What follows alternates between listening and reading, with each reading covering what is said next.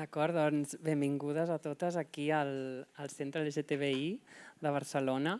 Avui tenim a 4 ponents estupendes per parlar sobre feminismes, queer i traducció.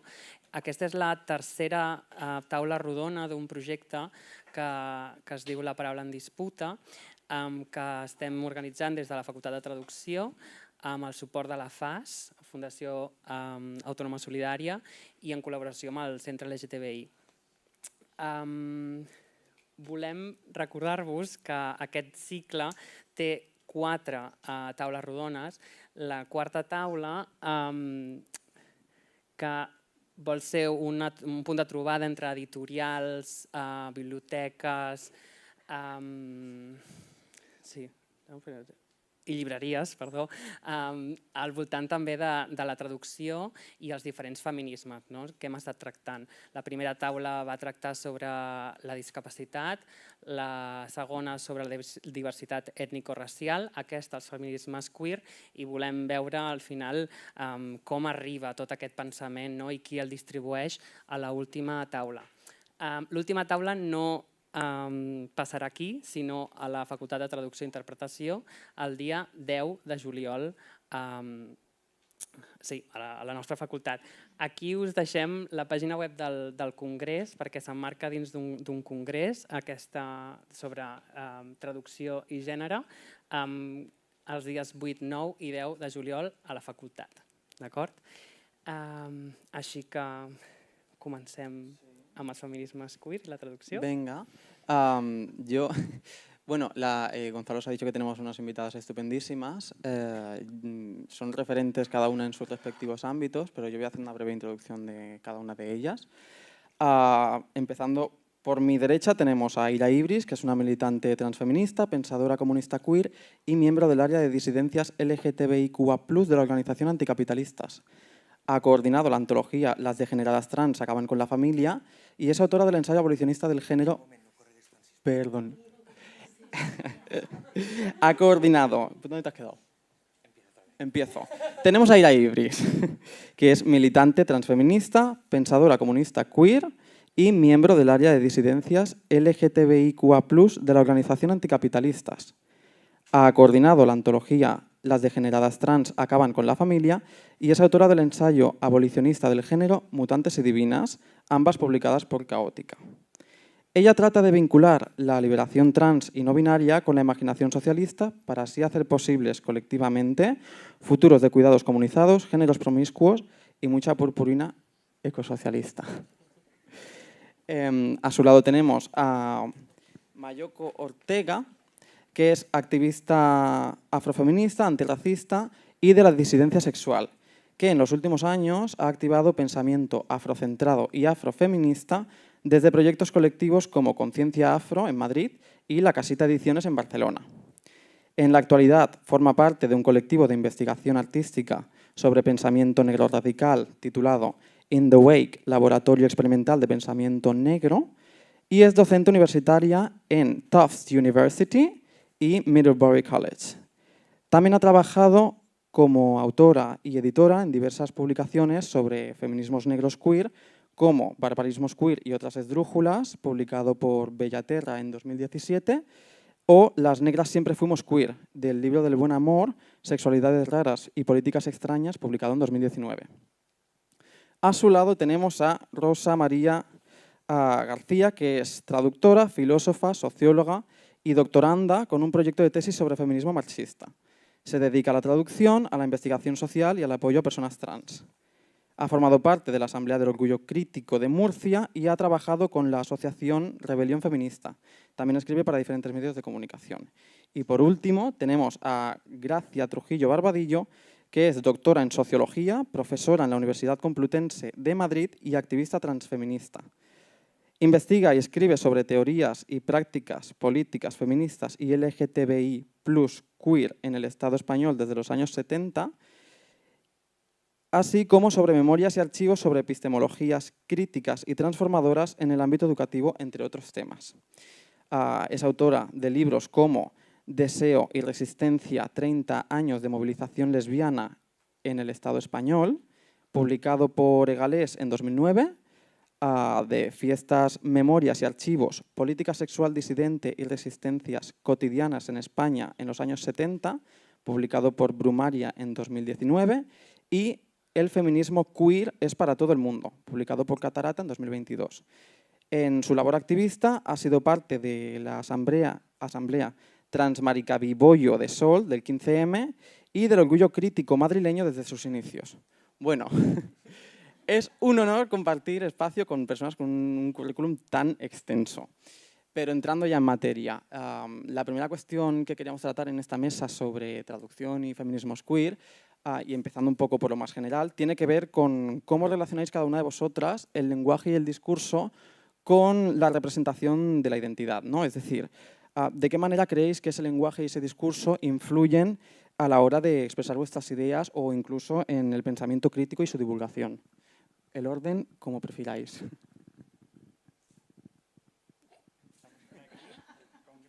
Bueno, venga, me ha tocado, ¿no? Bueno, pues, ¿esto funciona? Sí. Muchas gracias por la invitación, por la presentación, la acogida también. Gracias a toda la gente que estáis aquí hoy para escucharnos y compartir.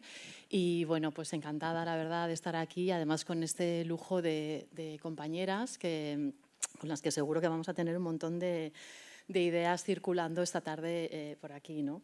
Sobre esta primera pregunta, sobre el tema del lenguaje, el discurso, la identidad, yo pensaba alguna cosa que tengo por aquí para compartir. La cuestión del lenguaje, como sabemos, es importantísima porque nombra, porque visibiliza, porque tiene que ver con la representación, ¿no? En la literatura, en el cine, en los ensayos, en todos los ámbitos, ¿no? Y en este sentido, porque bueno, abre horizontes y contribuye a expandir imaginarios colectivos. Yo mientras preparaba estos días pensaba en, yo soy parte de una generación, luego volveré a ello porque además creo que soy la mayor del plantel, ¿no? Soy parte de una generación que creció sin referentes y esto es así, lo contamos, pero es que yo creo que hay que seguir incidiendo en ello, ¿no? Entonces el hecho de poder leernos, de encontrarnos en los libros, en el cine, un poco en el mundo cultural en general es clave, ¿no? Y en este caso, pues, si hablamos del lenguaje, pues yo creo que en estos últimos años estamos utilizando la cuestión de la E, estamos utilizando la cuestión de la X, ¿no? Escapando o intentando escapar al binarismo de género.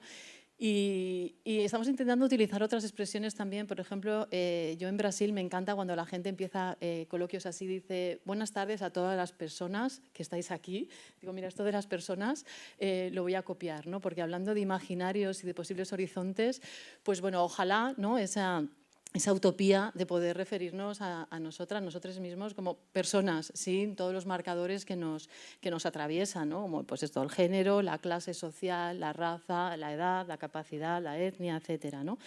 Entonces, bueno, personalmente utilizo la E y utilizo la A del femenino plural, bueno, clave feminista y también, porque vengo de haber estado muchos años en una asamblea, la Asamblea Transmaricabiboyo del 15M, la Asamblea Transmaricabiboyo de Sol. Perdona que no sé cómo voy de velocidad. Vale. Voy a ir un poquito más lenta, que si no me emociono y voy más rápida. Bueno, pues os decía que en clave feminista y un poco por toda la cuestión de nuestra asamblea, la verdad es que me encantó todos aquellos años el cómo utilizábamos ese femenino plural, ¿no? Y ver a muchos compañeros, compañeres, decir, porque nosotras, las activistas, nosotras precarias, nosotras cansadas, ¿no? de tanta violencia, ¿no? Esa utilización de ese femenino plural que creo que era bastante revolucionario, ¿no? Y últimamente pues me ha pasado con alguna publicación, por ejemplo el libro este del feminismo queer es para todo el mundo, que anduve pensando si utilizaba la X o no y resultó que me hicieron una sugerencia, una compañera que me dijo, mira, cuando yo andaba con esto de si elegir la E frente a la X o el asterisco, y me dijo, ojo, porque la X y el asterisco dificultan mucho la lectura de los programas para personas con dificultad visual o ciegas, ¿no? Entonces utilicé... ¿Esto me lo dijiste tú? Ay, vale. Pues mira, oye Rosa, una compañera, es que yo me acuerdo que apunté, pues apunté Rosa, tal, vale, pues Rosa me dijo súper bien y dije, pues aquí estamos, efectivamente, ¿no? Muy buena sugerencia, ¿no? Y bueno, ya para acabar con lo que quería compartiros en esta primera pregunta, hablando del lenguaje también, para las que estamos un poco y navegamos como podemos muchas veces los mundos de la academia y de los activismos o de las academias en plural, ¿por qué no? Que también hay muchas academias y estamos de muchas maneras diferentes en las academias, no solo por las precariedades, sino también por nuestra propia posición, ¿no? Pues esto, de discurso y bueno, activista dentro de la academia. Pues el lenguaje académico tiene muchos corsés, como sabemos, ¿no?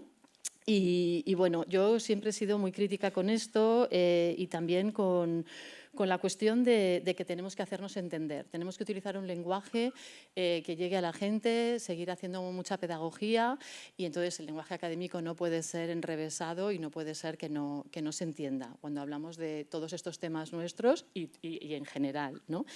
Y en este sentido, y precisamente por toda la dimensión política que tiene lo que investigamos, lo que escribimos, ¿no? Toda esta cuestión activista, creo que tenemos que seguir fiscalizando todos estos usos precisamente de lo queer muchas veces, cuando lo queer parece una ironía, pero a veces se utiliza para un poco no decir, ¿no? Lo queer puede sonarnos más cool, más anglo, más guay y no estamos nombrando pues, a la gente trans, travesti, marica, boyera, intersex, etc. ¿no? Entonces, ese tipo de uso de lo queer creo que tenemos que seguir fiscalizándolo. Y también cuestiones como, que no sé si luego quizás vamos a hablarlas más en profundidad, cuando solo citamos lo académico, ¿no? Cuando solo citamos los papers, los artículos en inglés y resulta que nos estamos dejando infinidad de fuentes, como por ejemplo los blogs, esto nos pasó mucho en el 15M, ¿no? Y todos los años transfeministas que publicábamos mucho en los blogs, ¿no? O las redes, ¿no? Pods en las redes, los fanzines, etcétera, como si todo esto valiera menos que curiosamente, o no tan curiosamente, viene muchas veces de gente activista, ¿no? Cuando solo se cita lo académico o cuando solo citamos a personas blancas y personas del norte global, que además eso, escriben en la lengua que sabemos cuál es, ¿no? La lengua un poco de ese norte global que es el inglés. Bueno, yo hasta aquí, un momento. Muchísimas gracias. Yo no tengo un guión preciso como el que tienes tú, porque yo no tengo experiencia docente y esa capacidad constante. Yo lo que tengo es un guión totalmente detallado de lo que voy a decir, porque tengo problemas de memoria horribles y esto es pues una especie de adaptación que me voy haciendo. Sobre la pregunta, ¿cuál era, por cierto? ¿Cómo relacionáis todas el lenguaje y el discurso con la representación de las identidades? Y demás? Sí, lo tengo escrita la respuesta, pero quería, porque no me acordaba de cuál era. Yo creo que en primer lugar, los actos de escribir y de traducir, que no son perfectamente distinguibles tampoco, consisten en hacer una serie de lecciones conscientes sobre el lenguaje. Obviamente, lo primero lo que piensas es pues, la clase de registro que quieres emplear, a qué público te diriges, ¿no? En qué términos quieres tener esa conversación. Piensas en pues, la naturalidad de las expresiones cuando juegas con la sintaxis, en cómo evitar o jugar con dobles sentidos en los juegos de palabras. Y la cuestión es más bien dónde comienza y dónde termina este proceso de deliberación y dónde están como los vacíos, los cortes de este proceso. Entonces, obedezco, por ejemplo, los sesgos de la autora original cuando habla pues, de personas mentalmente enfermas, ¿no? Lo traduzco literalmente. ¿Es esto parte siquiera de mi proceso deliberativo? He podido leer, por ejemplo, traducciones, esto es muy llamativo, que tienen muchísima circulación, traducciones de Catherine McKinnon, clásica feminista radical, o de Judith Butler, que, hablando de feminismos queer, es seguramente la figura más conocida. Y las traducciones tienen problemas enormes, por ejemplo, a veces para traducir asociaciones de conceptos que pueden llegar a ser muy sutiles, porque son fundamentalmente filosóficas, ¿no? Entonces somos capaces, digamos, de percibir esa sutileza. Si la autora, por ejemplo, la autora que traduzco, habla de las personas able-bodied que traduciríamos clásicamente como... perdón, no he dicho disable, he dicho able body. Entonces, la norma no escrita es hablar en español de pues, personas no discapacitadas a veces, o alternativamente, según los círculos, de personas capacitadas. Y aquí tengo un problema doble o incluso triple, porque no es solo una cuestión, como digamos, de tensión intercultural, sino intracultural y además metalingüística. Por un lado, esas expresiones están en pugna. Y específicamente la primera, la expresión personas no discapacitadas, se refiere en negativo al grupo, que es algo que pues, nos puede recordar a estrategias clásicas, ¿no? Como de indefinición, de no soy heterosexual, yo soy normal. Por otro, ¿qué clase de imaginario estoy habilitando cuando singularizo de esta forma la capacidad? ¿Hay un contexto dentro del texto que me permita resignificar y complejizar estas ideas? ¿O lo añado yo, no? ¿Qué alternativas tengo? Mi amiga Ari, por ejemplo, de Rebelión Feminista, me propuso usar la expresión personas sanas para la traducción de marxismo trans. Y aquí también tengo que preguntarme con qué mindset, con qué mentalidad, con qué imaginario enfrenta, ¿no? Una persona esta clase de expresiones. Porque puedo imaginar que el discurso fitness no entra ahí, pero ¿qué noción de salud sugiere este juego de contraposiciones? Y bueno, y en esto que se llama no ficción, además tenemos recursos como las notas a pie de página o las notas de traducción, que pues son herramientas que nos permiten jugar con esto. Y el ejemplo, digamos, más extremo que tendríamos, que yo creo que está en filosofía seguro y que es Derrida, pero bueno, también tenemos aquello que decía Sartre en Las Palabras, que decía escribir era tomar las cosas vivas en la trampa de la frase. Si combinaba ingeniosamente las palabras, el objeto se enredaba en los signos y quedaba en mi poder. Que es una frase profundamente autista y lo voy a decir así. Lo interesante en relación con la representación de la identidad es precisamente que las identidades no se limitan a estas categorizaciones concretas, ni en la vida cotidiana ni en el texto en sí. Podemos hacer ciertas aproximaciones y pues estas categorías que he puesto de ejemplo son un poco parte de esa trampa de la frase, ¿no? Pero la frase tiene otra trampa, por decirlo así, y es la trampa del engaño. La identidad, al fin y al cabo, no es algo que pues, pueda escribirse ni que pueda atraparse en las palabras, porque la identidad es esa producción constante del yo que pues, condensa un abanico de aprendizajes que estamos poniendo en juego en todo momento. Entonces, cuando hablamos de representación de la identidad, estamos hablando de cómo se configura todo el aparato textual. El uso del género gramatical, que has puesto como ejemplo, es un ejemplo además, yo creo que probablemente el más claro dentro del conjunto del texto. En particular, además, en la traducción del inglés al español, por la diferencia que hacemos en el uso. En la traducción que hice de Transgender Issue, de Sean Fay, que, bueno, que se tradujo como trans, usé el femenino genérico a lo largo de todo el libro. Y esto implica de por sí una cierta reconfiguración deliberada y política del aparato textual. En particular cuando el femenino, y esto es lo más llamativo y una de las cosas más difíciles probablemente de esa traducción, cuando el femenino contrasta más con el masculino genérico, como es por ejemplo en el campo de la familia. Y entonces pues tienes que hablar de madres. Y hay un cambio constante del imaginario que se emplea.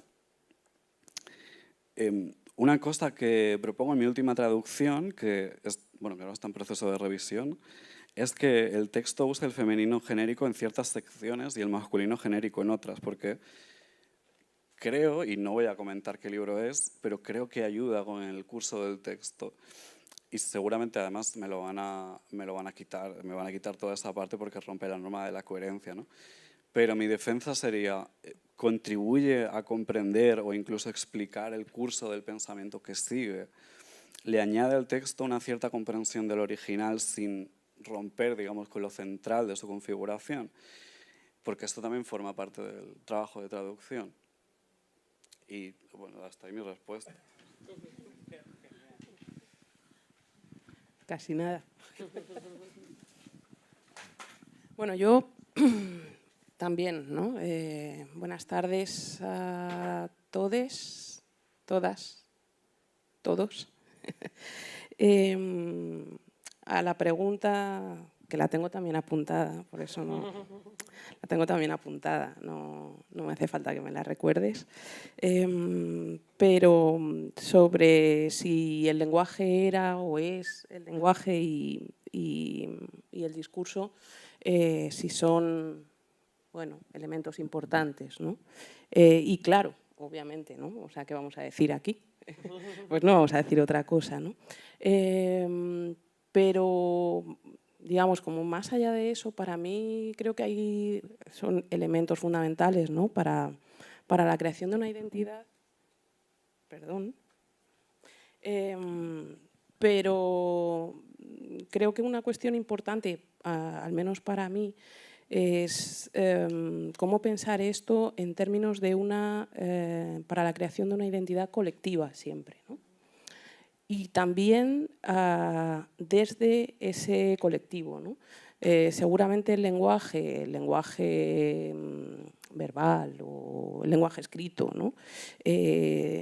Puedan ser importantes en la creación de la identidad, eso que podríamos llamar más identidad individual, pero yo creo también que la creación de la identidad individual en cierto modo antecede, ¿no? o pensándolo desde mí, por ejemplo, esa identidad individual antecede incluso casi a la palabra, ¿no? Pero no así la colectiva. Yo creo que sí, efectivamente, la identidad colectiva solo se puede, o no sé si solo, pero se constituye fundamentalmente a través del lenguaje, ¿no? A través del lenguaje y del discurso. Y ahora la segunda parte, esa parte del lenguaje que también constituye identidad, pero que no es solo el lenguaje en el que pensamos cuando pensamos en lenguaje, ¿no? Es, por ejemplo, la oralidad, que es diferente, ¿no?, al texto escrito, obviamente, o eso que por ahí se ha llamado también oralituras, ¿no? Ese lenguaje sonoro, ¿no? Pero fijaros, ¿no?, que para todo esto seguimos utilizando el término lenguaje, ¿no? Y digamos que eso va mucho más allá de la palabra y también de la palabra escrita, ¿no? Aunque, claro, cuando has estado mucho tiempo en la academia, ¿no?, pues eso a veces como que no lo ves tan claro o es difícil escapar de ahí. O a lo mejor no tan difícil, porque también lo que a veces sucede, yo no sé si al resto le pasará, pero a mí, por ejemplo, sí que me ha pasado que precisamente el lenguaje académico me creaba muchísimos constreñimientos, muchísimas limitaciones para poder, digamos, para poder expresar, o para poder ir en esas propias traducciones, ¿no?, de mi pensamiento, pero que es un pensamiento al mismo tiempo siempre esto, ¿no?, siempre colectivo. Esto, por ejemplo, lo he aprendido y trabajado mucho con mis compañeras de In The Wake, con mis hermanas de In The Wake, ¿no? Y fijaros que he utilizado, ¿no?, o sea, he utilizado dos términos, he dicho mis compañeras, pero he dicho mis hermanas de In The Wake, ¿no?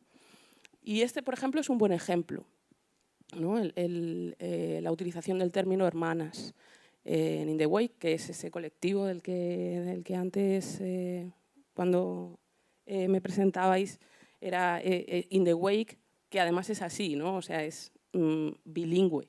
In The Wake, Laboratorio Experimental de Pensamiento Negro, ¿no?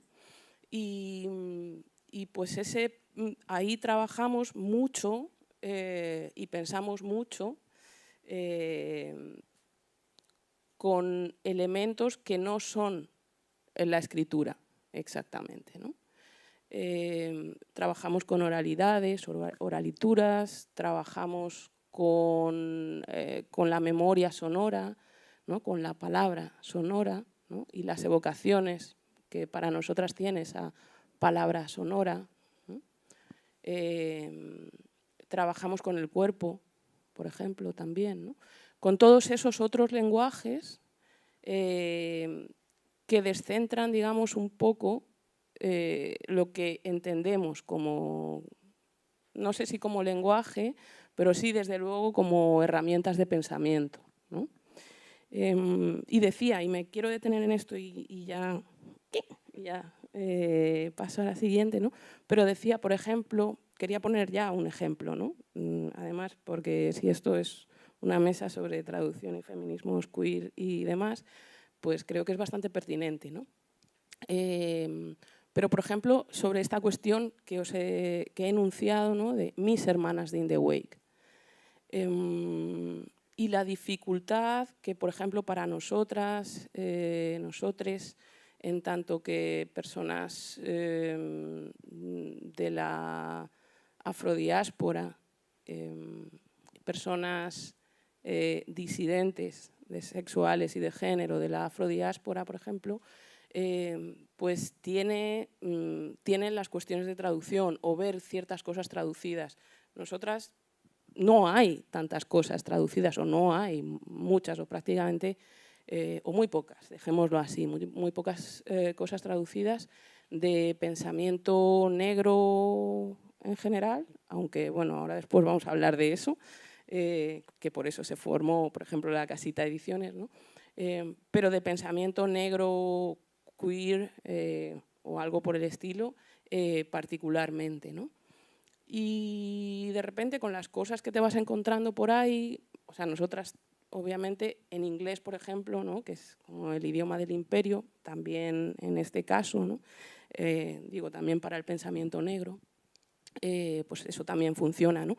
Y ahí nos hemos encontrado con, por ejemplo, con esta traducción o con esta no traducción del término sisters, ¿no?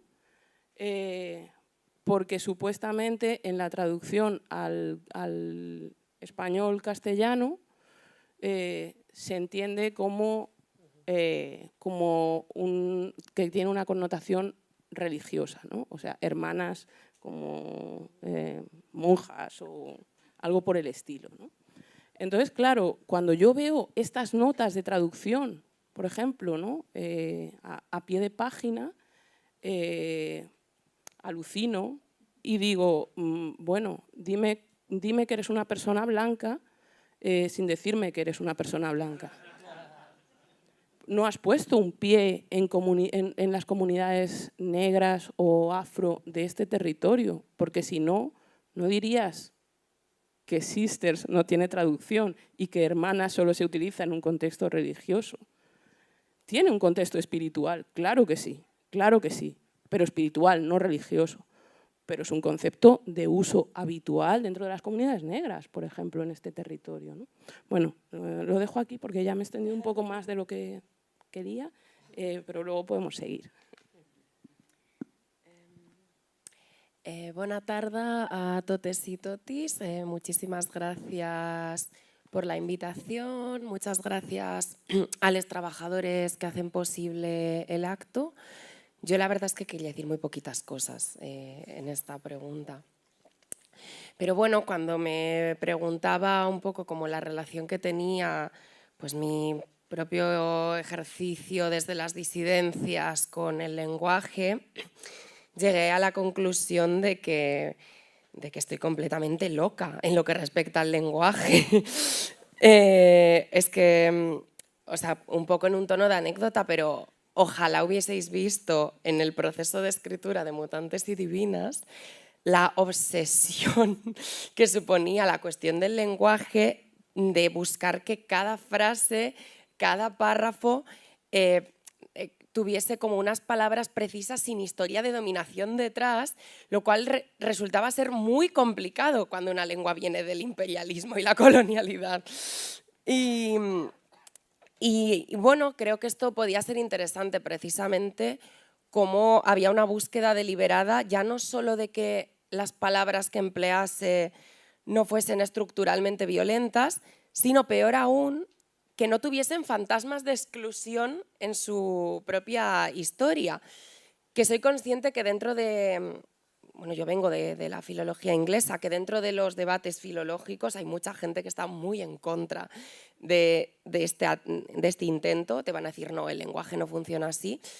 Y sé que hay una parte casi ritualística y mágica en pensar que puede haber fantasmas o espectros de exclusión en las palabras, pero lo sigo sintiendo. Y creo que eso a lo que nos conduce es precisamente a un reto de creación lingüística que también es generativo.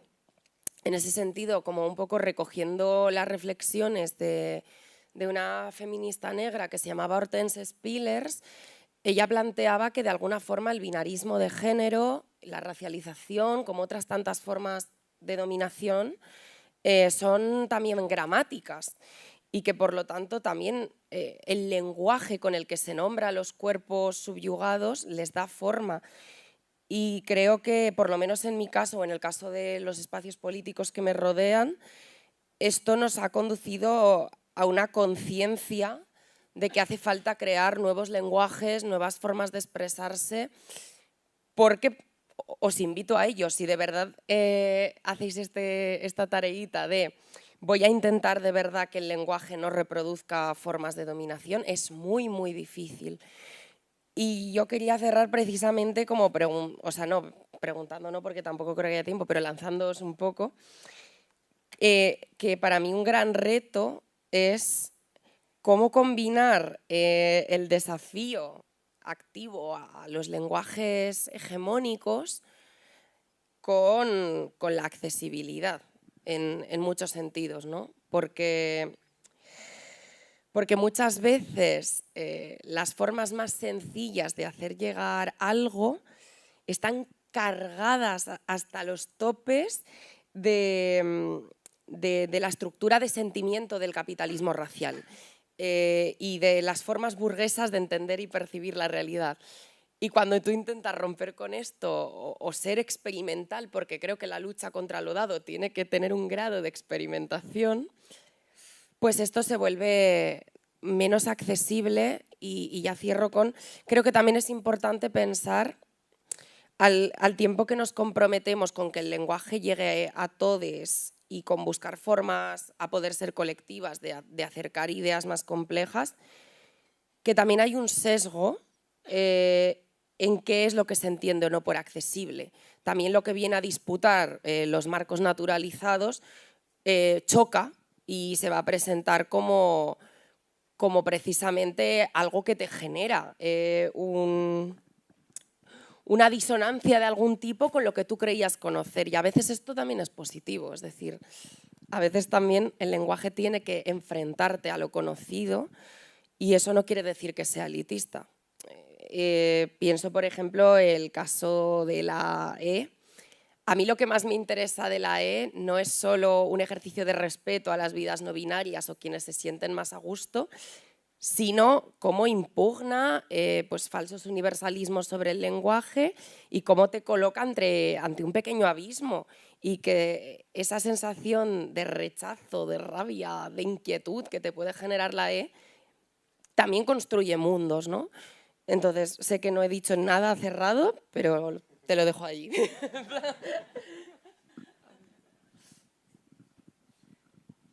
Vale, pues ahora me gustaría hablar sobre la traducción no solo como herramienta para la circulación de pensamiento feminista, sino también para la creación de pensamiento feminista en general. Entonces, la pregunta sería, ¿cuáles han sido las obras de pensamiento feminista queer traducidas que os han podido influir en vuestra tarea, tanto activista, académica, de pensamiento, etcétera?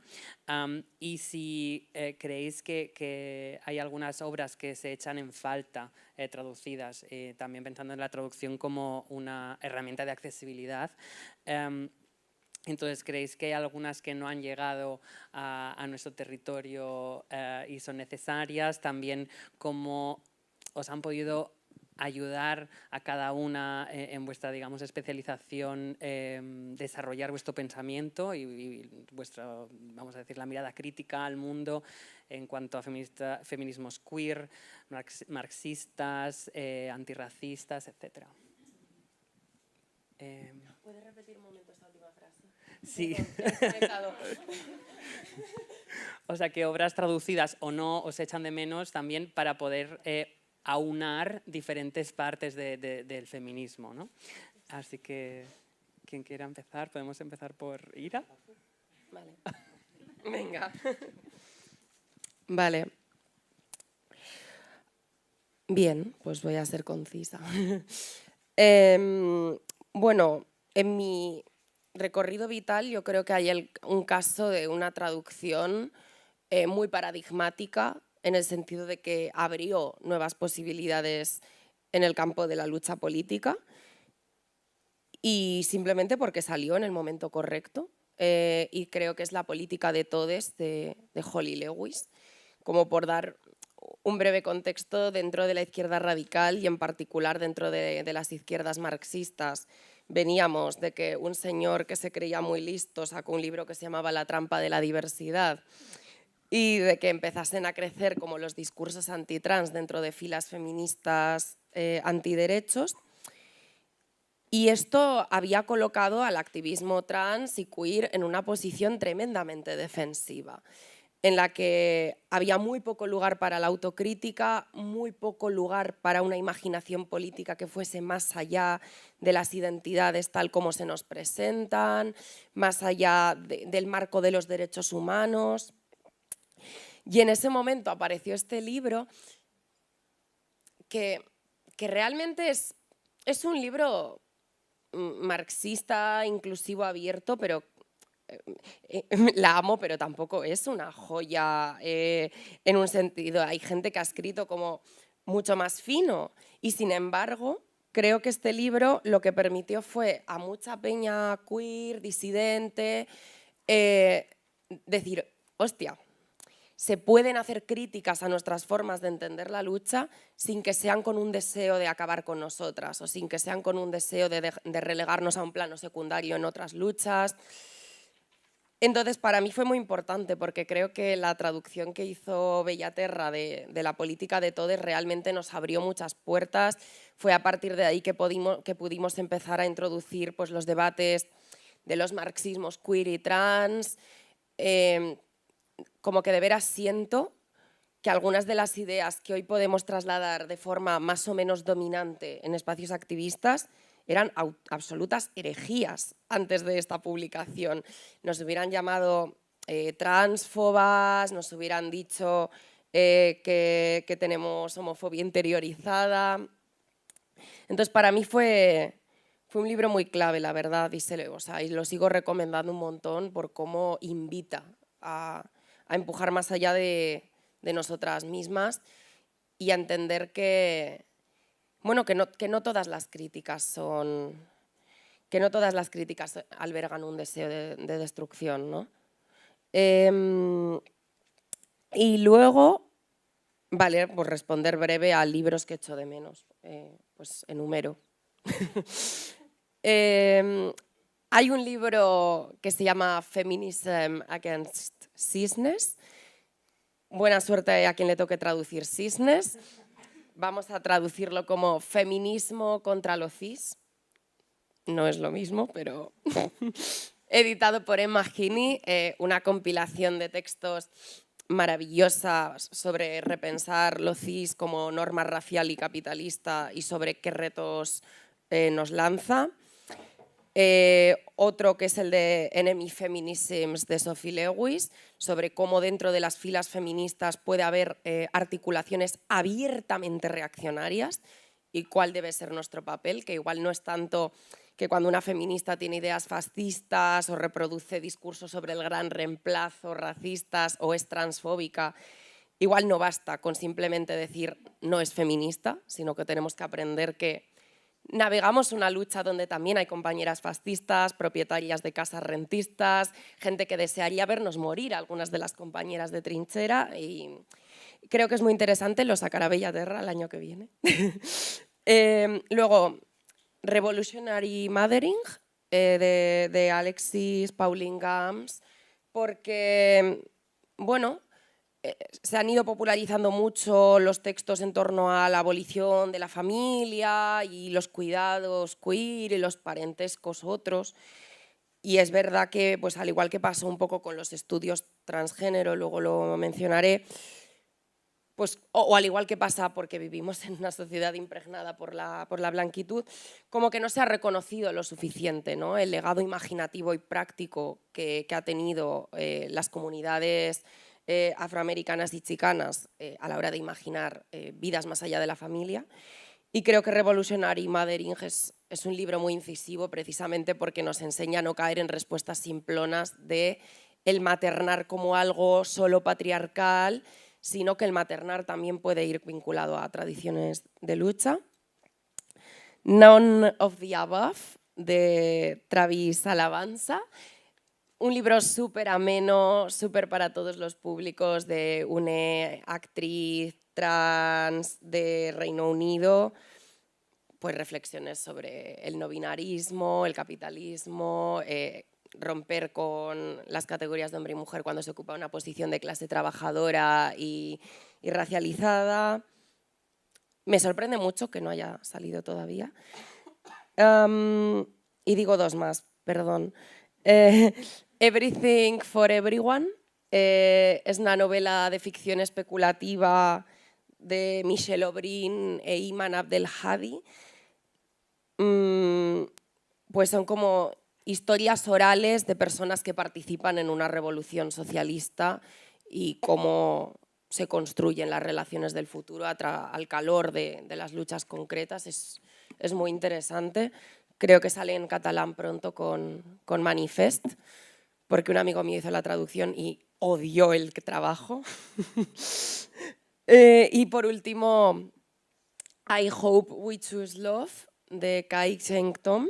Lo he pronunciado fatal, estoy segura, perdón.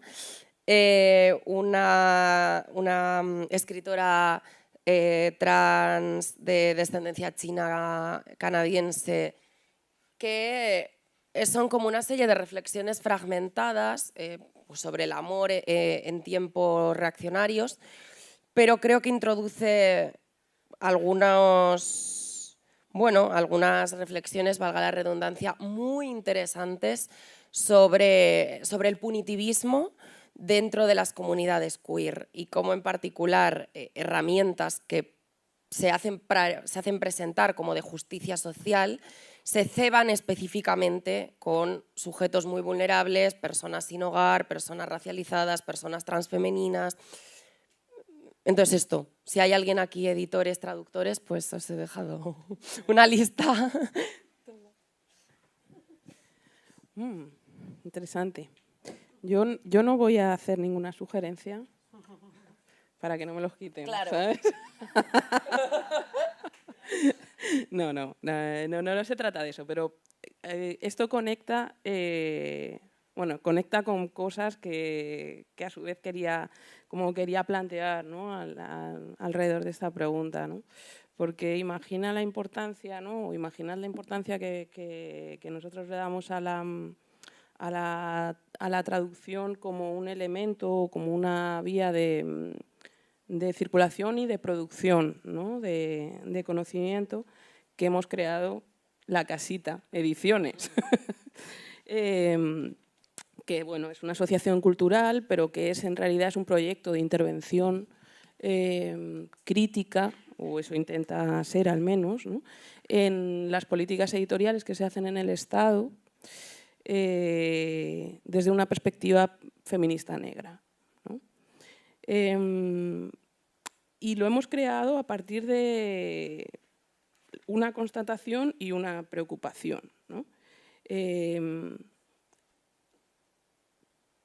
Nosotras, y digo nosotras, ¿no? Y es un plural que no es un plural que es majestático, no sería, o sea, es un plural que viene a través de conversaciones que hemos tenido dentro de los tejidos, las redes feministas negras en general en el Estado español, y que habla de, pues eso, de una preocupación, casi una alarma, ¿no?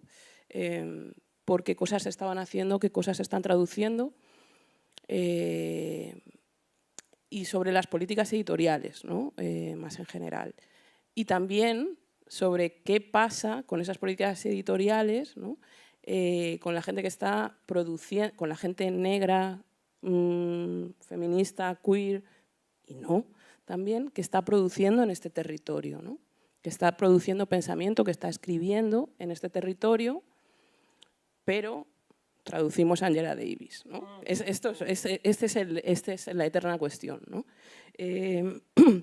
Entonces, a partir de ahí, ¿no? Y de muchas conversaciones, conversatorios online, presenciales, ¿no? O sea, por ejemplo, recuerdo hace ya como 3 años, dentro de unas jornadas que hicimos por el 25-30, la semana del 25-31, nosotros le llamamos semana del 25-31 de julio, que es el 25 y el 31 son los días respectivos del Día de la Mujer afrodescendiente y africana, ¿no?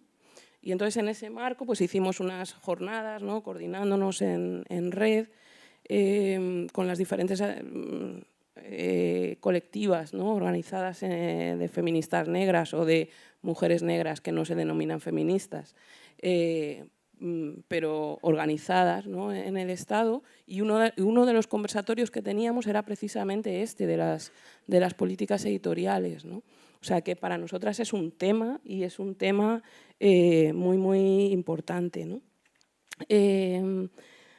Porque, y decía, ¿no? Lo de la broma esta de, no lo voy a decir para que no me los quiten, no, la Casita de Ediciones todavía no ha editado nada, ¿no? O sea, no hemos editado aún nada propio, ¿no? Lo que estamos haciendo hasta el momento es, pues digamos, hacer esa ayuda a quien la quiere y quien la paga, por cierto, porque esta es otra, de esa cuestión de la traducción cultural, ¿no? Precisamente de cómo se hace esto que os contaba antes, ¿no? No has estado en una comunidad negra en este territorio en tu vida si piensas que aquí no se utiliza la palabra hermanas, por ejemplo, ¿no? Pues ese ejercicio de traducción cultural, ¿no? Pero bueno, más allá de eso, en la casita nos preocupamos no solo por, o sea, quiero decir, no ponemos solo el dedo en la llaga de las personas que traducen, ¿no?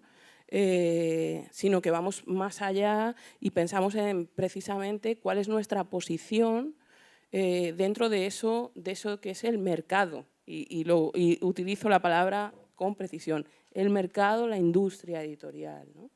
Y cuál es la posición del pensamiento feminista negro queer, el pensamiento negro en general, y cuál es la posición nuestra, ¿no? Como mujeres, mujeres, ¿no? No tengo muy claro, no tengo muy claro si somos mujeres o no, pero bueno, como negras al menos, y negras, afro, en este territorio, ¿no? Tenía por aquí algunas cositas más apuntadas. Bueno, nada, un poco esto, ¿no? O sea, las políticas de traducción, ¿qué se traduce? ¿Por qué se traducen unas cosas y no se traducen otras, ¿no? Este ejemplo que os ponía antes, he dicho Angela Davis, pero puedo poner el gran ejemplo a día de hoy, ¿no? Ya sabéis cuál es. Sí, Bell Hooks, ¿no? O sea, peléate, la editorial que seas, da igual, grande, pequeña, multinacional, radical, crítica. Si no tienes una traducción de alguno de los libros de Bell Hooks, pues no eres nadie, ¿no? Entonces, esto, ¿no? O sea, ¿qué se traduce? ¿Por qué se traduce este pensamiento negro o este pensamiento feminista negro y no otro? Y bueno, claro, obviamente también cómo se traduce, ¿no? ¿Y quién traduce? O sea, al final también es esto, ¿no? Y es eso lo que os decía, ¿no? ¿Qué posiciones ocupamos nosotros dentro de todo ese entramado? Estamos en los consejos editoriales que deciden qué cosas se va a traducir, que se van a traducir o no. ¿Dónde estamos? Es que ni siquiera las traductoras negras prácticamente no están en el mercado de la traducción, ¿no? Ahora, por ejemplo, a nosotras nos están llegando, oye, pero, o sea, esto qué guay, ¿no? Pero ¿tenéis traductoras? Hay traductoras negras en este territorio, existen desde hace mucho tiempo, ¿no? Pero ¿por qué no tienen acceso, ¿no? a todo este círculo, a todo este entramado, ¿no? Y bueno, eso por ahí quería como dejarlo así, pero también, o sea, pensando en la otra parte de la pregunta, no sé cómo voy de tiempo, me he enrollado un montón ya. Bueno, muy breve, ¿vale? Muy breve.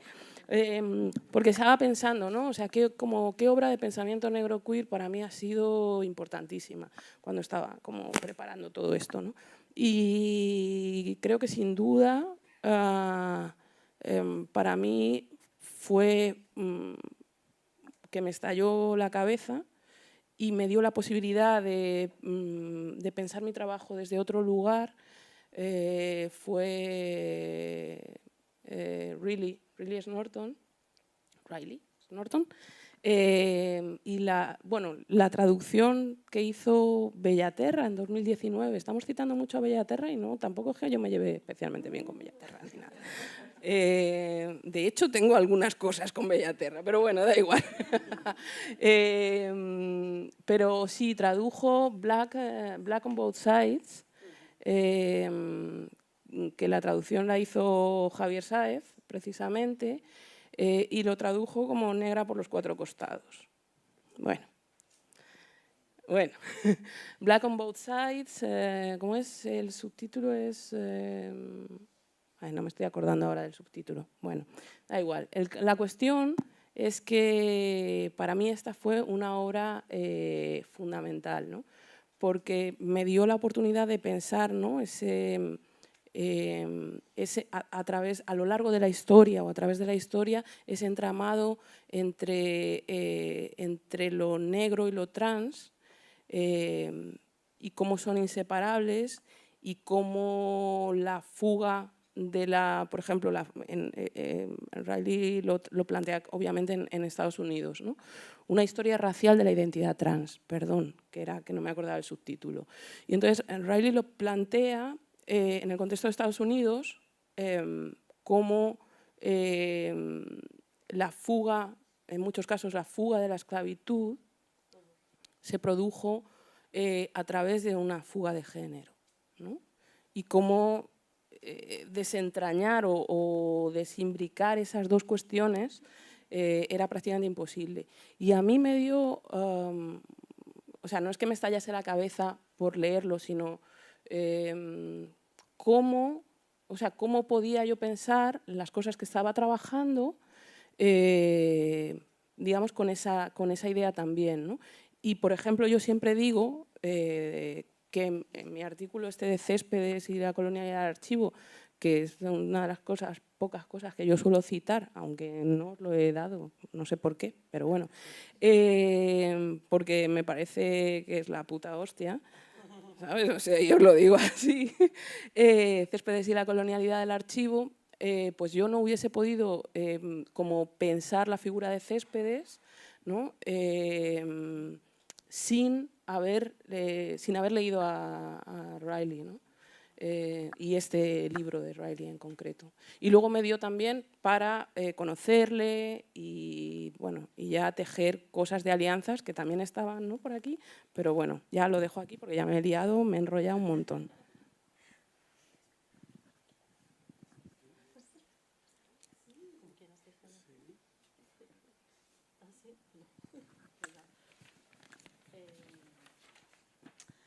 Bueno, tengo que decir que me encanta estar al lado de Rosa, bueno, de todas vosotras, claramente, pero porque yo vengo aquí con mis notas, pero como te he visto a ti que las tienes incluso mecanografiadas y tal, digo, fenomenal. O sea, que no soy solo yo aquí la organizada y tal, ¿no? Bueno, así sobre qué obras me han atravesado a mí, me han parecido importantes y cuáles sugeriría muchísimas, pero creo que vamos aquí a aburrir al público, vamos a agotar a las personas que traducen, pero así para hacerlo brevemente diré que si pienso en los trabajos que a mí me han atravesado mucho como académica, investigadora y activista, creo que comparten un par de cuestiones que me he dado cuenta cuando estaba preparando esto y bueno, son cosas que vengo pensando desde hace tiempo, no es que de repente me ha parecido la genial idea, ¿no? Y las dos cosas son, una es que muchísimas de las traducciones con las que hemos crecido la gente, yo ya estoy en mis 50, entonces para que os situéis, con las que hemos crecido la gente de mi generación en términos de años y mi generación política, fueron hechas por activistas.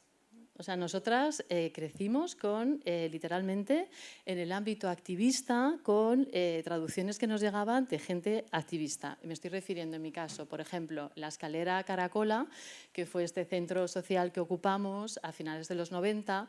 Las compañeras bolleras queer de LSD se dedicaron a, las que controlaban inglés, que eran algunas de ellas, pues hacer traducciones de los textos de, yo me acuerdo uno maravilloso de Yves Kosowski-Sedgwick, que luego se tradujo aquí Epistemología del armario, pero es de lo poquito que se ha traducido de ella, por cierto, y es una crack.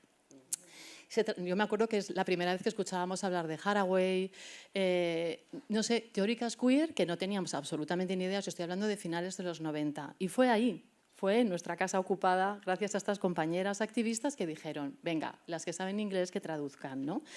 Esto me hace gracia porque cuando se habla de esto de la teoría queer y lo queer en la academia, digo, para escuela, la activista. Nosotras empezamos a leer en los fanzines que publicaba LSD todos estos textos, ¿no? A comienzos de los años 2000, me acuerdo que, bueno, por iniciativa de Preciado, pero no solo, organizamos un colectivo que llamamos el Grupo de Trabajo Queer, y el Grupo de Trabajo Queer era un grupo en el que nos sentábamos a leer fotocopias de textos que nos llegaban también, traducciones, algunas, en la Escalera Caracola. Seguimos en una casa ocupada, ¿eh?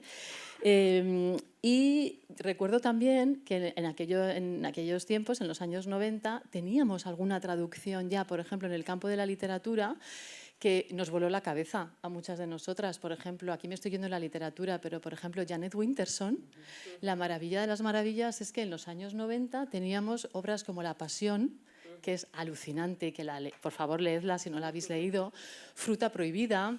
O sea, cosas maravillosas que es verdad que cuando decimos lo de la ausencia de referentes, pues alguno teníamos. Y claro, estos eran unas bombas tremendas, ¿no? Yo me acuerdo de unas fotocopias que todavía, mira, han sobrevivido mudanzas y tal, y todavía las conservo, unas fotocopias de borrador para un diccionario de las amantes, de una traducción que hizo la poeta uruguaya Cristina Peri Rossi. Lo había traducido en el año, mira, esto lo he buscado, en el año 81. Y estas fotocopias de aquel librito circulaban también en los grupos activistas y también, bueno, nos iluminaron y nos animaron un montón la vida, ¿no? Entonces, por una parte esta idea, ¿no?, de muchas de las traducciones de los libros clave han sido gracias a la gente activista. Esta. Y la segunda idea que quería compartir aquí, pensando en los libros que a mí me han parecido fundamentales a nivel individual, pero creo que también gran parte en clave colectiva, tiene que ver con la cosa de la cuestión del tiempo de las traducciones, ¿no? Que nos pasa también con las reediciones. Por ejemplo, ahora muchas hemos vuelto a leer Tengo miedo torero, de Lemebel, pero porque se ha reeditado. Entonces, de repente, vuelve a circular Lemebel, ¿no? Pero bueno, Lemebel ya llevaba publicado este libro, pues yo creo que esta edición, la que yo tengo, por ejemplo, es del 2001, ¿no? O sea, que ya llevaba unos años, ¿no? Pero la cuestión con el tiempo aquí está relacionada con, bueno, es verdad que algunas que estudiamos inglés y que a base de esfuerzo conseguimos, ¿no?, leer y hablar en inglés, yo no hablo más idiomas, pero bueno, el inglés sí, pues leímos algunos de estos trabajos fundamentales cuando salieron en inglés, también porque teníamos acceso a ellos. Pero, por ejemplo, fijaos, el famoso Género en disputa de Butler se había publicado en el 90 en inglés, yo tuve la suerte de estar haciendo la tesis en Nueva York gracias a una beca y que me leí el libro aquel, que por cierto me costó un montón porque es un libro complicado, vamos a decirlo, ¿no? Pero es que este se publicó, primero lo publican las mexicanas en la UNAM en el 2001. O sea, fijaos, 11 años después, y aquí en el 2007. Nos pasó lo mismo con El pensamiento heterosexual de Wittig, que es un libro fundamental, que es un libro que lo publica ella en inglés en el 92, pero recoge textos incluso el año 78, el año 80, o sea, fijaos. Y aquí, bueno, luego se tradujo al 2001 al francés, o sea, 9 años más tarde, y aquí en el 2006. O sea, para que os deis cuenta de los lapsos de tiempo tan gigantescos, que por cierto, esto lo tradujeron Javi Sáez y Paco Vidarte, activistas de la Radical Gay, ¿no? Con una conciencia activista total de que había que traducir a Monique Wittig en nuestro territorio, ¿no? Yo me acuerdo que hice una ponencia hace años en un congreso que la titulé así, ¿dónde estabas entonces, Monique Wittig? Porque en el ámbito activista y no solo en la investigación, analizábamos un montón de cosas que luego yo posteriormente leí en Wittig. Decía, ostras, si te hubiéramos leído antes, querida genia, pues igual, yo qué sé, se nos habrían ido los debates por otros derroteros. Lo que quiero apuntaros con esto, y tengo aquí un montón de ejemplos, pero que tampoco os quiero aburrir, ¿no?, de estos saltos de décadas, de 15 años, es que a mí esto me intriga mucho desde hace un tiempito y es que las traducciones nos llegan en momentos y en contextos muy diferentes, claro, ¿no? Nos llega la traducción del pensamiento heterosexual tantos años después, cuando, claro, aquí estamos pues igual con otros debates o quizás con debates similares, ¿no? Y entonces un libro así nos alimenta a los de aquí o nos abre otro espacio, ¿no? Pero el cómo viajan los libros y las traducciones y cómo abren debates o no los abren, ¿no? Creo que esta es una cuestión importante para tratar aquí, ¿no? También esto de la temporalidad queer, ¿no? Y nos ha pasado, y aquí me voy ya a las obras que me han parecido importantes, que, como os digo, algunas las leí en inglés cuando salieron y otras ya traducidas. Por ejemplo, el trabajo de Jasbir Puar, ¿no? Y toda la cuestión del homonacionalismo, creo que es fundamental, y más en los tiempos que corren con el genocidio en Gaza. El trabajo que es una traducción reciente, que es el de Putas insolentes, la lucha por los derechos de las trabajadoras sexuales, porque si vamos a hablar de feminismos queer, tenemos que hablar de trabajo sexual, igual que tenemos que hablar, obviamente, de antirracismo. El trabajo, por ejemplo, de José Esteban Muñoz, de Utopía Queer, que este libro, que es también un librazo, también tardó 10 años en llegarnos, ¿no? Se publicó en el 2009 y nos llegó en el 2019. Pues de nuevo un poco lo que os contaba antes, ¿no? O Bell Hooks, por ejemplo, efectivamente, estoy de acuerdo en que que hay muchísimos libros de Bell Hooks traducidos, pero no sé si es casualidad que justo Enseñar a transgredir no estaba traducido, y es un librazo también. Yo, por ejemplo, en mis clases de sociología lo leemos mucho.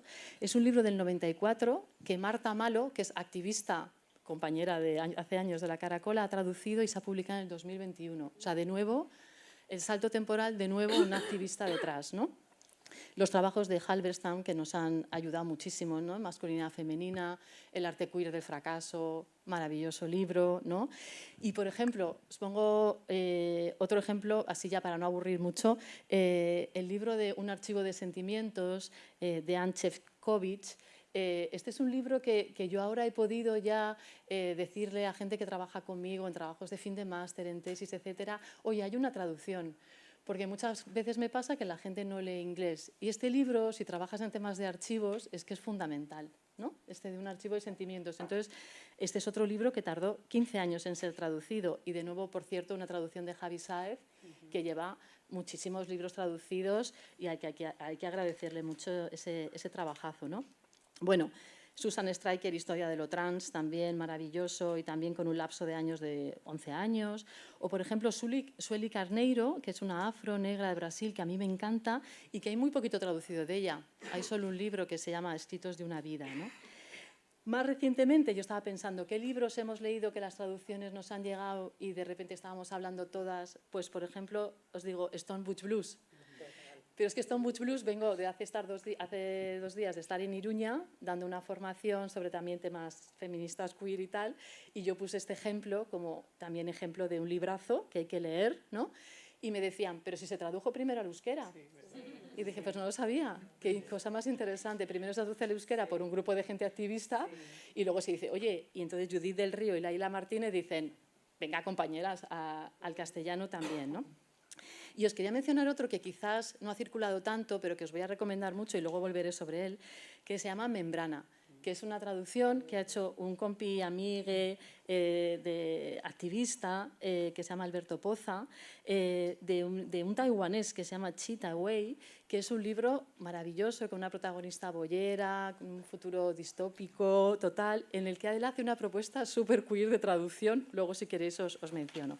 Y ya así rápidamente, a mí me faltan un montón de libros por traducir, pero os voy a mencionar dos que me parecen fundamentales. Uno es los libros de Sarah Schulman, que la hemos tenido aquí recientemente en el Centro LGTBI, que compartimos con ella una mesa redonda junto con Val Flores. Y bueno, si no la conocéis, pues os animo a que le sigáis la pista. Es una lesbiana, queer, activista por Palestina desde hace un montón de años, que además es judía, con lo que eso supone ahora también en Estados Unidos y bueno, viene suponiendo mucho, ¿no? Ella escribió un libro que se llama Conflict is not abuse, que resulta que se ha traducido al castellano, pero la distribución se ha quedado en Argentina, porque es Paidós Argentina, si no me falla la memoria, y entonces vino aquí al Estado español pensando que este libro íbamos a poder hablar de él y resulta que le dije, pues no ha circulado. No ha circulado, pero ha habido gente que lo ha leído en inglés, que lo está utilizando y es una pena. Este libro habría que traducirlo y distribuirlo más aquí porque realmente va en toda esta línea antipunitivista, pues que nos puede dar un montón de ideas, ¿no? Y luego hay otra, que es Juana María Rodríguez, que es una académica, activista, también, por supuesto, está a tope con el tema de Palestina, que tiene una producción genial y a mí me encantaría que alguien cogiera esta invitación que hago y tradujera su librazo que se llama Puta Life, en el que habla de toda la representación de las trabajadoras sexuales latinas, cómo siempre son como excesivas, ¿no? La sexualidad de estas mujeres es siempre como, bueno, pues eso, desborda todo, están atravesadas por el racismo, por la putofobia y por todo. Así que, bueno, aquí dejo estas dos sugerencias. Yo es que te paso el micro porque quería escucharos, porque, o sea, no sé, no me parece tan interesante hablar como escuchar, la verdad. Pero bueno, que has mencionado putas insolentes y es muy curioso porque, bueno, una de las cosas que pasan constantemente en traducción, tienes que hacer la propuesta de traducción, tienes que hacer la muestra de traducción, la envías, hablas con... Y putas insolentes en particular, hice la propuesta, que además es un trabajo cuando tienes que hacer un montón de cosas ya de por sí. Se la envié a Laila por la anterior editorial que tenía, si no recuerdo mal. Y me dijo, está muy interesante, o sea, me parece muy chulo. Vamos a ver si... Y de repente me dice, los derechos no están libres. Y 2 días después veo que la saca, si no recuerdo mal, Traficantes. Y eso que pasa constantemente y que es la frustración de trabajar en traducción después de estar pues, haciendo todo ese trabajo. No recuerdo exactamente qué quería comentar, así que, bueno, quiero decir, hay como grandes clásicos. Yo es que como vengo de filosofía sería un poco topicazo hablando de pensamiento queer, porque claro, estoy pensando en Teresa de Lauretis, estoy pensando en Judith Butler. Y realmente no sé muy bien qué puse, espérate.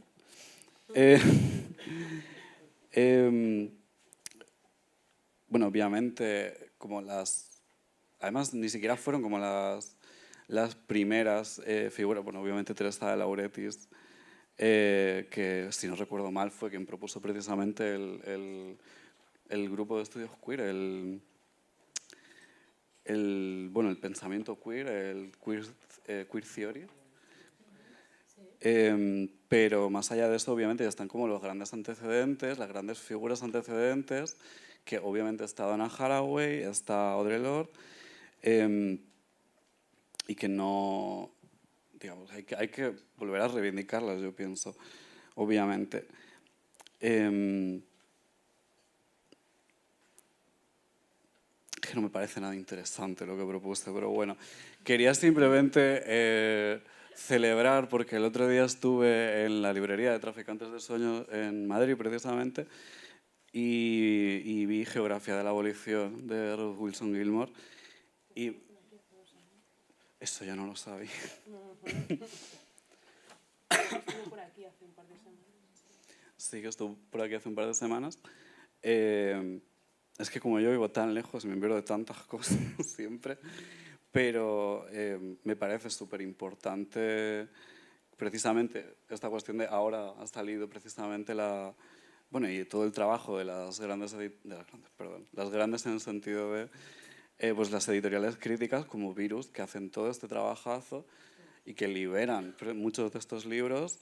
Estoy pensando también, por ejemplo, en el Manifiesto contra el Trabajo, que a lo mejor no tiene mucho que ver específicamente con temática queer, pero quería hacer propaganda marxista. Y hasta aquí porque creo que ya se ha dicho todo.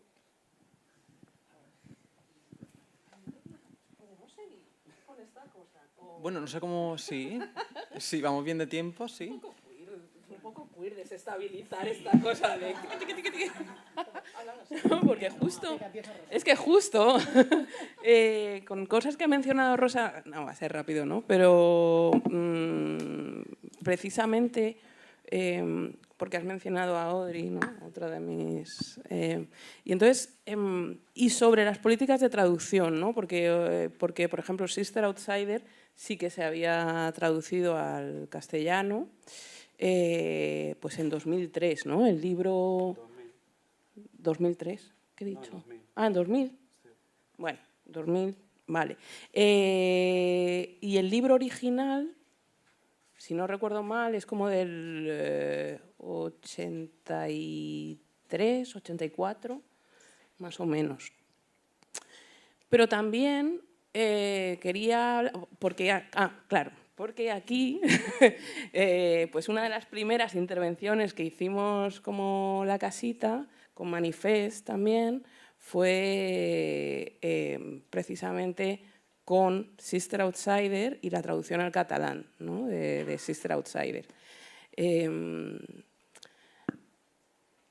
Y además, en el epílogo que escribimos a ese texto de Sister Outsider, porque era como como no queremos tocar, ¿no? digamos, la estructura con el primer prólogo que hizo Cheryl Clark, ¿no? a esta edición a esta primera edición, ¿no? Que es sobre la que se tradujo y sobre la que Audrey además cuando el libro estaba en imprenta paró la imprenta para meter el último texto, ¿no? Que es son apuntes para un viaje a Rusia, que es como empieza, ¿no? Y el último es notas sobre la vuelta a Granada o algo así. Y cuento esto porque, claro, yo había leído el libro, ¿no? Y había visto cómo estaba la estructura de ese libro, cómo estaba trastocada la estructura de ese libro en castellano, ¿no? Cómo, creo que es Apuntes para un viaje a Rusia, pasa al final, pasa a ser el final del libro, ¿no? Y realmente, o sea, como pensando en por qué se ha hecho esto, claro, ¿desde dónde se traduce, no? Se traduce desde una posición de feminismo blanco, en el año 2000, que además le ponen en castellano me estoy refiriendo, o sea, le ponen un título horrible, que es como, ¿qué es esto? Lo tradujeron como La hermana la extranjera, Sister Outsider, bueno, en fin. Pero además eso, ¿no? O sea, como trastocan el orden original del libro, ¿no? Y en ese trastoque o traslocación, ¿no? del orden original del libro, y digo esto se ha traducido desde un lugar de feminismo blanco clarísimamente, porque a los dos textos que no le dan importancia y sitúan al final de todo el volumen son precisamente esos apuntes para un viaje a Rusia y notas sobre la vuelta a Granada, ¿no? Que hablan de la vertiente marxista, claramente, pero anticolonial, profundamente anticolonial de Audre Lorde.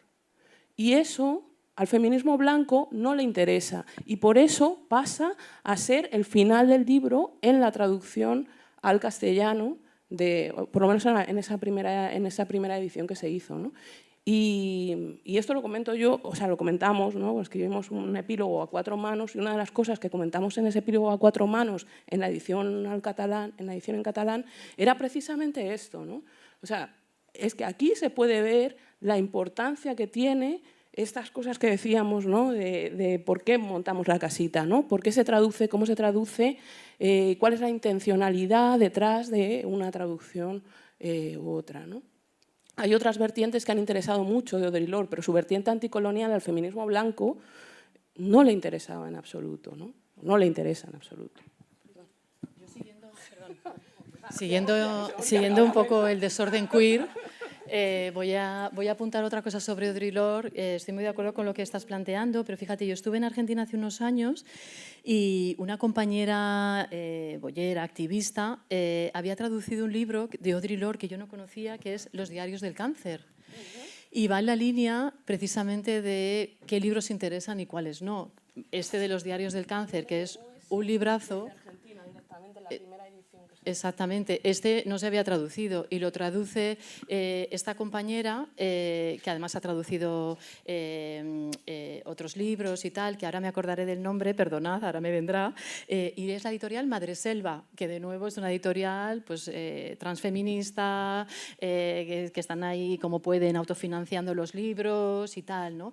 Y yo me traje unos ejemplares de Los diarios del cáncer y los he distribuido por aquí, pero me llamó mucho la atención aquello, ¿no? De Audre Lorde interesa para algunas cosas y otros libros menos, ¿no? Y de nuevo es una traducción activista, ¿no? La que lo pone en marcha y lo permite difundir, ¿no? Editorial Madreselva, por cierto, si le echáis un ojo, tiene pues eso, trabajos de Monique Wittig, de menos conocidos, en fin, hacen esa labor activista, ¿no? Bueno, a ver, lo interesante de las mesas redondas es precisamente el debate que se genera en torno a las preguntas, así que interrumpid lo que queráis. Yo, bueno, solo dos cositas. Me parece súper interesante que se dé valor a la labor del activismo en la transferencia del conocimiento y la circulación, porque a veces es como que desde la academia como que escuece hablar de activismo y tal. Y lo que ha estado hablando Mayoko del tema de políticas de traducción, políticas editoriales, me ha llevado a la anterior mesa redonda que tenéis en YouTube, por si la queréis ver, en la que teníamos una invitada que es Aisata, que tiene una editorial llamada Hande, y en la anterior mesa precisamente nos explicaba que fue precisamente esta falta de visibilización de voces racializadas la que a ella y a su socia la llevaron a crear su editorial, ¿no? Para publicar voces racializadas, tanto locales como internacionales. Pero bueno, volviendo a la escaleta y siguiendo con esta conversación en torno al discurso, al lenguaje y la traducción, como personas queer que somos, si no la mayoría todas aquí en esta sala, creemos que es oportuno hablar de las palabras que utilizamos para identificarnos, para definir nuestras identidades. Entonces, os planteo una pregunta muy rápida que es, ¿con qué nos quedamos de cara a la galería? ¿Con boyera, con marica, maricón, transmarica, bibollo, transexual, transgénero, trans con asterisco, LGTBIQ y todas las derivaciones que existen, homosexual, gay? Es decir, ¿cómo decidimos con qué palabras nos presentamos al mundo? ¿Interseccionan de alguna forma con otras variables identitarias como puede ser, por ejemplo, la étnico-racial? Muy corto. Yo siento que no puedo dar una respuesta más concreta, así que voy a dar una más bien abstracta, pero que creo que puede servir como de pasos. A ver cómo decir esto sin sonar como a marica mala. A mí la verdad es que es un debate que me interesa poquísimo y se da constantemente en espacios activistas, el de las identidades específicas. Entonces, yo creo que lo más importante es no perpetrar falsos universalismos, es decir, pues entender que hay experiencias que están histórica y geográficamente situadas y que, pues esto lo han señalado muchas compañeras, ¿no? La palabra trans, por ejemplo, puede acabar teniendo usos coloniales en Abya Yala. Luego, por otro lado, podemos estar perdiendo pues, experiencias concretas en y contra el género como los feminelli o las trabas. Entonces, como mi única respuesta sería, por un lado, no universalizar en falso y por otro, una combinación de categorías que sean lo más abiertas posibles, es decir, que en su sujeto político den paso a muchas personas que quizás ni siquiera saben cómo nombrarse, pero sí están dispuestas a participar de un proceso de transformación tanto de sí mismas como de su mundo, y que a la vez siempre haya lugar para las especificidades, ¿no? Que esta idea de categorías lo más amplias posibles no acabe pues, borrando legados que son importantes y que también nutren las resistencias en todo el mundo. Entonces esa era como mi única aportación y tenía apuntado aquí como una palabra de Marx que es unidad de lo diverso.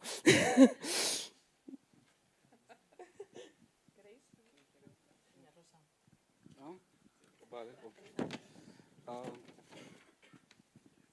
bueno, muy interesante además, aunque yo creo que como que esto funciona. Está funcionando, ok. Entonces es mi oído, vale. Por como reinterpretar un poco la pregunta, ¿no? Por decirlo así. Que obviamente, pues, que si eso es una, no sé, por decirlo como lo diría mi madre, es una cuestión de gustos. En el sentido este que, en el sentido como más simple de la pregunta, ¿no? Y que, digo, podría decir, por ejemplo, que yo prefiero transexual, por ejemplo, ¿no? Y además es la palabra que está empezando a coger impulso otra vez, un poco en un ejercicio colectivo que quizá no es exactamente reapropiación, porque no lo es, pero que, bueno, que se le parece un poco. Hace unos años, además hablaba con una compa de en torno a los 40 años, esto lo digo porque en particular en las personas trans creo que hay una especie de brecha generacional que se nota además mucho y que probablemente tenga mucho que ver con el desarrollo de las redes sociales, ¿no? Y me contaba que si a ella la llamaban transexual eso le parecía un insulto.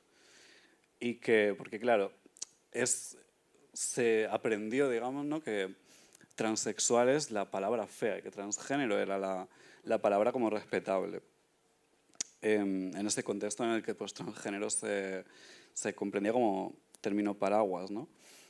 Y transexual pues, implicaba una serie de expectativas en torno a la corporalidad. Tenía una connotación de medicalización y todo esto. Y durante un tiempo, y además, yo creo que es interesante un poco ver la genealogía de estas, y no solo la genealogía, sino digamos, la historia social de estas palabras.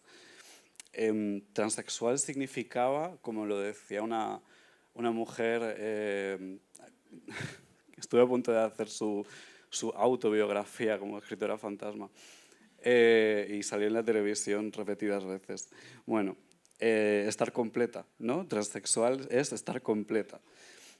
Significaba pues, haber pasado por el quirófano, no solo por el endocrino y todo esto. Para las trabajadoras sexuales de la Barcelona de los 90, pues una era maricón hasta que se ponía tetas. Que también es muy interesante ver esta diferencia de como de prioridades y cómo se significan en los términos. Está toda esta brecha generacional. En lo personal, para mí, digamos, tiene sentido hablar de transexualidad, ¿no? Es más de mi gusto porque, pues, para mí condensa toda esta serie de ideas en torno a lo corporal, que tiene que ver más con una construcción cotidiana que va más allá de las hormonas o de las operaciones, y yo creo que también es una idea un poco queer. Pero está también la cuestión de que estos son recursos conceptuales, y son recursos conceptuales que pueden estar o no disponibles, o bien en qué términos están disponibles. Por ejemplo, hasta hace unos años no se podía concebir siquiera lo transfemenino como boyero, salvo excepciones. ¿Qué excepciones eran? Pues las evidentes, ¿no? Digamos, las cisaparentes. Y además, por supuesto, siempre bajo amenaza. Y no sé si se me ocurre un solo ejemplo en el Estado español. El primer ejemplo que se me ocurrió era Sandy Stone en Estados Unidos, que era esta mujer trans que trabajaba en la discográfica Olivia Records, que además pues tiene toda esta historia de... Sufrió un ataque terrorista a manos de un colectivo feminista radical que era The Gorgons, y que fueron armadas a un concierto suyo y básicamente no las mataron porque les quitaron las armas en la puerta del concierto. Y esto es un poco el contexto en el que en ese momento se podía ser una trana boyera, ¿no? Ah, sí. Claro, yo me he ido a Historia de lo Trans de Susan Stryker, estaba pensando todo el rato en la Gorgona. Cuando pasó lo de Sandy Stone y lo de The Gorgons, aquí ni siquiera había una constitución. O sea, estos son los años 70, 71, por ahí.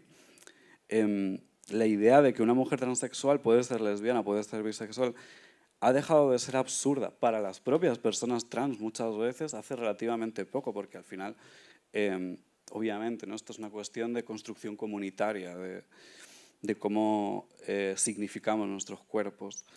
Ya no digamos, por ejemplo, aplicar a personas transexuales esa idea del feminismo lésbico clásico de que pues una siendo lesbiana no necesariamente es mujer, o pone en cuestión el ser mujer, pero no en el sentido, porque obviamente opera esta diferencia, esta ideología de la diferencia sexual. O la noción de que una no tiene que ser femme, sino que puede ser transexual y marimacha, o que no se tiene por qué presentar estas fórmulas específicas de masculinidad y feminidad que al fin y al cabo hoy en día son bastante diferentes al sentido en el que se podían entender hace unos pocos años nada más. Estas formas de expresividad todavía las vamos abriendo pues, muy poco a poco y pueden estar presentes en algunos círculos en redes, incluso en fanzines, pero no están realmente presentes en la literatura menos nicho, ¿no? También, ¿de qué recursos conceptuales dispone una cuando el sexo-género propio entrecruza con regímenes de racialización que la sitúan a una como no blanca, o según la negociación de la que sea capaz esa racialización?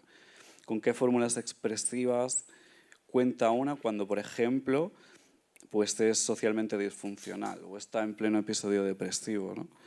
De hecho, mis experiencias de disforia están como muy entrelazadas con el autismo, con experiencias autistas, con experiencias depresivas, y no soy capaz de disociarme. Yo no sé exactamente si lo que me pasa es masculinidad, es feminidad o es una tercera opción secreta, que es sinceramente lo que yo pienso.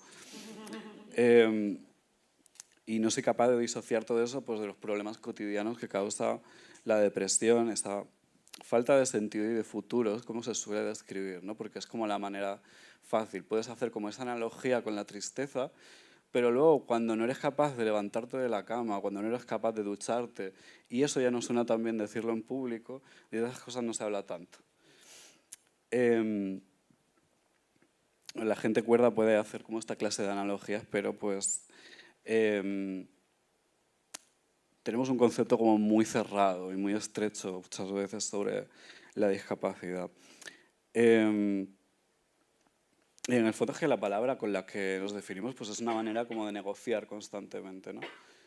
Pero, o sea, también depende pues del curro. Está esta broma de tú eres no binario y dices sí, pero es en el curro, así que no digas nada, ¿no? Que luego pues muchísima gente visiblemente bollo, gente visiblemente trans, no puede esconder en ningún caso. Y luego está, bueno, obviamente todas estas violencias en espacios de trabajo donde tienes que esconder la pluma, que es constante, donde pues, bueno, es que además conozco muchas, es que se hacen bromas con esto de no importa que digas o no digas que eres no binario en el curro, porque, y pues sí, te echan del curro básicamente, y en el Crítico de Murcia hemos tenido casos, quiero decir. Y no sé qué decir, más honestamente. Te voy a pasar el micro. Bueno, pues sumando un poco a lo que han comentado las compañeras, así yo, bueno, por cierto, que he buscado aquí un momento rápidamente en el móvil, la compañera activista que ha traducido Los cuadernos del cáncer de Audre Lorde se llama Gabriela Adelstein, ¿vale? Y bueno, de nuevo, echadle un ojo a la editorial Madreselva, que es una joya, la verdad, proyecto activista. Bueno, pues palabras que utilizamos, pues yo pensaba, pues yo utilizo mucho boyera y utilizo mucho queer porque tiene que ver con esta cuestión más disruptiva, más punky y porque tiene que ver con la generación política de la que vengo, como os decía, pero es cierto que en los últimos años, por ejemplo, pues estancias de investigación que he hecho en países como Argentina, Ecuador, Brasil, pues allí las compañeras, claro, te dicen, pero queer. Aquí queer a nosotras nos suena a blanco, nos suena a norte global, academia, ¿no? Aquí si tú dices transfeminista, me acuerdo unas trabas argentinas me decían, si tú dices transfeminista nos entendemos rápidamente, ¿no? Y entonces pues creo que efectivamente, que claro, que las palabras también tienen un contexto, tienen una historia social, me ha encantado esto, ¿no? Que has comentado, ¿no? Y por ejemplo cuando nosotros comenzamos la asamblea del 15M, decíamos la asamblea queer del 15M y rápidamente dijimos, a ver, queer igual no resuena igual a la gente más joven o gente que viene de otros lugares como nos está resonando aquí o queremos activar nosotras. Entonces dijimos, venga, pues ¿cuál sería la traducción al castellano de queer que no es LGTBI? Dijimos, pues mira, transmarica, bibollo, que efectivamente no suena igual que decir LGTBI porque no es lo mismo, ¿no? También en los últimos años utilizamos mucho la cuestión de las disidencias y a mí me gusta recordar que nos viene también de países como Chile. En Chile utilizan la cuestión de las disidencias sexuales y nos lo hemos traído un poco para acá, ¿no? Como en estos tráficos, entre comillas, ¿no? de ideas, de conceptos, de propuestas activistas, ¿no? Creo que también todo esto conecta. Bueno, y por cierto, también quería contar una anécdota que es cuando publicamos la compilación de maternidades queer. Nosotras queríamos que no eran maternidades LGTBI, sino queer. Dijimos, bueno, queer lo queremos escribir como C-U-I-R. Y tuvimos unas cuantas ahí batallas, porque lo que nos decían es que no se iba a entender. Y nosotras pensamos, bueno, pues como no se va a entender es si nunca ponemos queer en un libro. Entonces, adelante, ¿no? Venga, maternidades queer. Y claro que la gente lo entendió. ¿No? Que aquí, en nuestro contexto, en el contexto del Cono Sur, estamos utilizando CUIR, estamos utilizando queer con K, incluso QUI, por ejemplo, en Ecuador, ¿no? Diego Falconi habla de la teoría QUI, que sabéis que es este animalillo de Ecuador, ¿no? Bueno, como toda esta crítica, por supuesto, de decolorizar teorías y prácticas activistas, ¿no? Y contextualizar, historizar, etcétera. Bueno, esto contacta, o mejor dicho, conecta con la cuestión del lugar de enunciación, ¿no? Creo que esto es muy importante, ¿no? Que desde dónde hablamos, cuáles son esas cuestiones que nos atraviesan, ¿no? Qué privilegios tenemos también a la hora de hacer investigación, de hablar, de difundir nuestros trabajos o no. Nos pasó, por ejemplo, que hicimos una compilación, una amiga argentina y yo, sobre pedagogías queer en inglés, porque pensamos, vamos a publicar trabajos de Iberoamérica en inglés para ver si así nos leen. Y son trabajos fantásticos que vienen de un montón de países. Yo no sé si nos están leyendo o no, la verdad es que era una muy buena editorial, Routledge, pero claro, yo luego me quedé con la cuestión de igual tendríamos que hacer el camino a la inversa ahora y es traducir estos fantásticos trabajos aquí al castellano para que se puedan difundir aquí, ¿no? Pero esto tiene que ver con la cuestión de que si no publicamos en inglés no nos leen, que la gente del ámbito anglosajón no lee más que en inglés, esto es así. Y bueno, pues esta es la batalla en la que andamos, ¿no? Mientras tanto, leemos a muchas compañeras latinas, ¿no? Leemos por ejemplo, a Trifonia Melibea Obono, que es de Guinea Ecuatorial, ¿no? Quiero deciros con esto que y ahí hacemos como otro tipo de traducción, que es una traducción, si se puede llamar así, ¿no? De otros contextos, una traducción cultural, ¿no? Pero bueno, y ahí vamos también intercambiando ideas y experiencias, etcétera, ¿no? ¿Hacemos pedagogía con el lenguaje? Sí, nos preguntabais, ¿no? ¿Y somos siempre activistas? Bueno, en mi caso, para mí es súper difícil separar el ámbito académico y activista. No solo es difícil, sino que es que no quiero hacerlo. Pero es verdad que aquí en Clave Queer yo diría que tampoco podemos exigir a la gente que se nombre de determinadas maneras si no quieren o no pueden, ¿no? Por ejemplo, como decía Rosa, en el ámbito laboral, ¿no? Que hay un montón de precariedades y violencias, pues oye, que salga del armario y que se nombre boyera, marica y trans, quien le dé la gana o como le dé la gana, ¿no? Y en ese sentido creo que esto tenemos que tenerlo en cuenta, ¿no? Y quizás también en clave queer diría que a lo mejor también el lenguaje, que estamos todo el rato hablando de nombrar, de visibilizar, ¿no? Igual también el lenguaje sirve para despistar, ¿no? Sirve para no contar, sirve para hacer lo que nos dé la gana. Quiero decir que ¿por qué tenemos que estar todo el rato, ¿no? Ahí fuera siendo como las más pedagogas todo el rato? Pues bueno, pues depende, ¿no? Si tienes los recursos, si te apetece, el lugar en el que estés, etcétera, ¿no?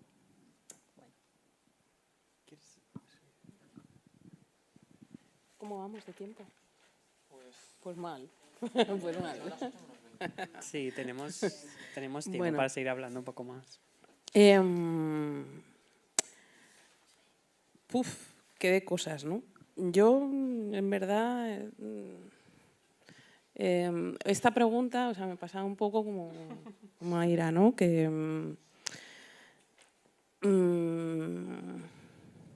no sé hasta qué punto me parece interesante, aunque sí, ¿no? Al mismo tiempo.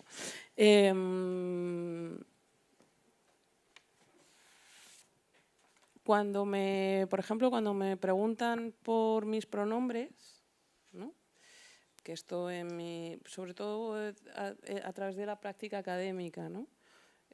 Porque esto, ¿no? Doy clase en universidades en programas de universidades de Estados Unidos, entonces es muy habitual, ¿no? Que los propios estudiantes, te pregunten, ¿no? por los pronombres y así. Pero me resulta bastante curioso también porque la mayor parte que me pregunta de la gente que me pregunta por mis pronombres, en verdad son personas blancas cis heterosexuales, ¿no?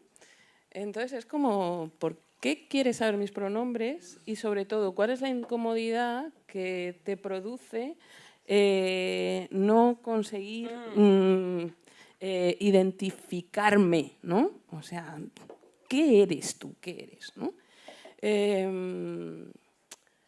Entonces, a mí me gusta, por ejemplo, esto, ¿no? Yo digo, bueno, yo soy Mayoko.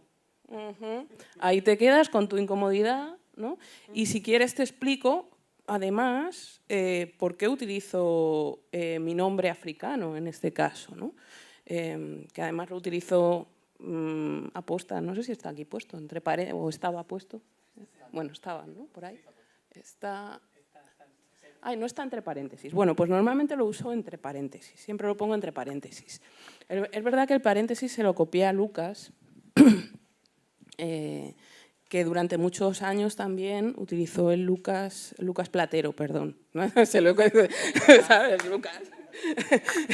Lucas Platero, que durante muchos años utilizó Lucas entre paréntesis, ¿no? Y cuando consiguió que le reconociesen legalmente el nombre, pues entonces quitó los paréntesis, ¿no? Y yo estoy un poco más o menos así. Lo que pasa que es verdad que empecé como a hacer esta cosa de intentar que me reconociesen legalmente el nombre, pero por el camino, o sea, como siempre tengo muchas otras cosas que hacer que, aparte de pelearme con el registro civil español, ¿no? Entonces, o sea, como que es algo que no he seguido haciendo, confieso, pero que da mucho juego también, ¿no? Porque claro, cuando cuento que yo intenté, ¿no? hacer este ejercicio de o sea, simplemente añadir mi nombre africano, mi nombre de pueblo, mi nombre Combe, Ndowe, de eso que hoy colonialmente se llama Guinea Ecuatorial, pues, y fui al registro, ¿no? Como alguien que además ha nacido bueno, pues también yo soy de la generación de Gracia, ¿no? Entonces, alguien que ha nacido, pues eso, cuando todavía Franco estaba vivo. en este territorio, ¿no? Y entonces voy a intentar hacer este cambio, ¿no?, al registro, y me lo deniegan por dos cuestiones, ¿no? Me deniegan el cambio en el registro civil hace ya años. Primero, o sea, no cambio, sino ponerlo como segundo nombre, ¿no? Me dicen que no, porque por un lado no es un nombre que se entienda como femenino. Ya estamos, ¿no? O sea,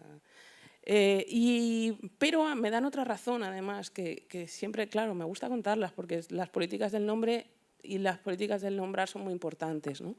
Y la segunda razón que me dan es porque es un nombre que no se entiende en español, y entonces no se sabe si me estoy poniendo, ¿no?, un nombre que sea incluso lesivo para mí. Entonces, pero es muy interesante, ¿no?, porque precisamente, ¿no?, o sea, pues precisamente se están uniendo ahí, ¿no?, pues una cuestión claramente racista, ¿no?, con una cuestión y con una cuestión de género, claramente además también, ¿no? O sea, de hecho, están ahí totalmente entremezcladas, ¿no?, que es como, qué fantasía de respuesta es esta, ¿no? Entonces, claro, o sea, me gusta, en el fondo, ¿sabes?, me parece bastante sexy seguir poniendo el paréntesis, ¿no?, y decir, bueno, estoy en confrontación con el Estado español, precisamente, ¿no?, o sea, porque esto es una auténtica fantasía, ¿no? Iba a decir más cosas, pero se me han como un poco olvidado, la verdad. Con esto de las políticas, o sea, de la cuestión de cómo nombrarnos y demás. No, ya sé lo que iba a decir, muy breve ya. Claro, esta cosa del cómo nombrarse y de la identidad, la identificación y de cómo el otro, la otra, le otra te ve, ¿no? Pues, ¿cómo es esto en el caso de las personas negras, afro, etcétera, ¿no? Y después de leer a Riley hay en un momento dado de ese libro que os he citado, ¿no?, que me parece maravilloso, que dice algo así como que el género de la negritud es una proposición polimorfa, ¿no? Tracatún. Entonces, o sea, esa frase me ha seguido acompañando durante mucho tiempo, ¿no?, porque el libro ya pues tiene unos añitos. Y entonces, pensando sobre eso, pues el año pasado pude formular una pregunta que yo me hago como metapregunta casi, ¿no?, que es ¿cuál es el género de la negritud? ¿Cuál es el género de la negritud?, ¿no? También por la experiencia personal, o sea, y por este lugar de desubicación que damos las personas claramente no, bueno, claramente nada, pero claramente negras, o identificadas como negras o como afros o demás, ¿no?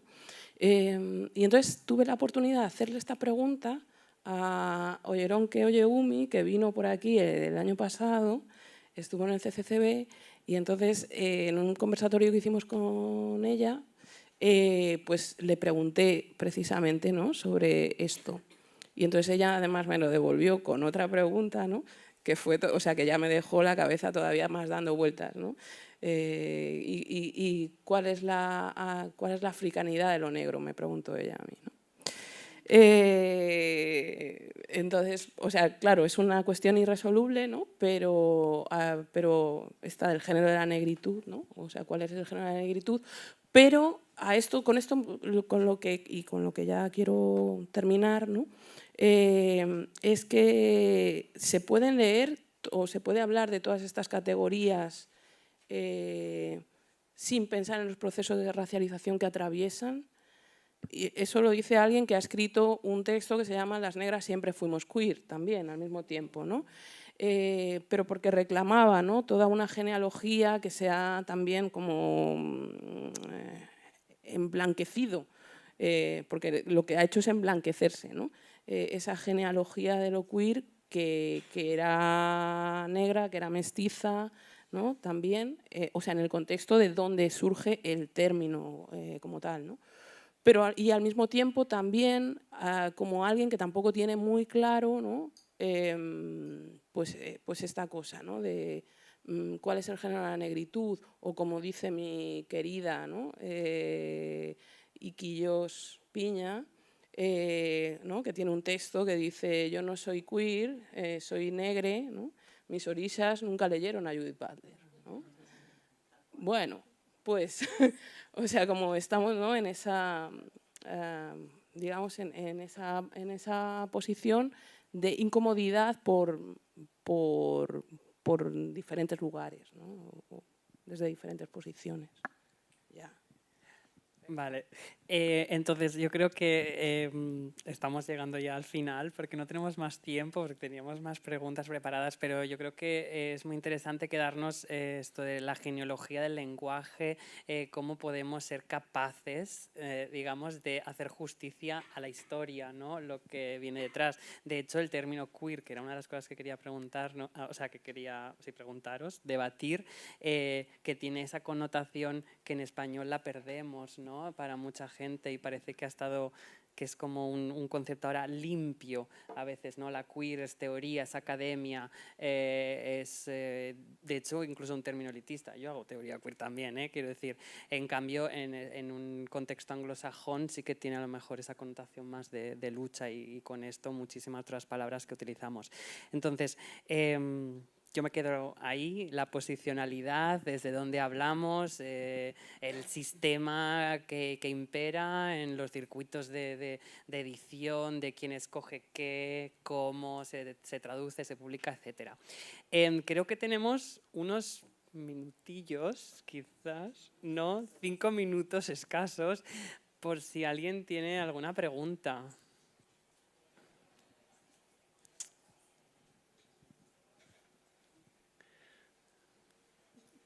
¿No? Vale, pues si no hay preguntas vamos a cerrar con esto. Ha sido súper interesante. También teníamos otra pregunta sobre recomendaciones, pero como ya las habéis hecho antes, es maravilloso. Esto tendréis la grabación en YouTube por si queréis recuperar estas publicaciones. Y nada, muchísimas gracias por... Bueno, que sí, tenéis perdón. si podéis proyectar el QR, porfa. Porque, bueno, estas son las lecturas que nos proponía Gracia Trujillo. Vale, Sí, haremos las un pondremos en un reel. reel también, en historias y tal de Instagram. Pero aquí tenéis un QR porque nos haríais un favor respondiendo a la encuesta para darnos vuestra opinión sobre la mesa redonda. ¿Vale? Sí, nos ayudaría mucho.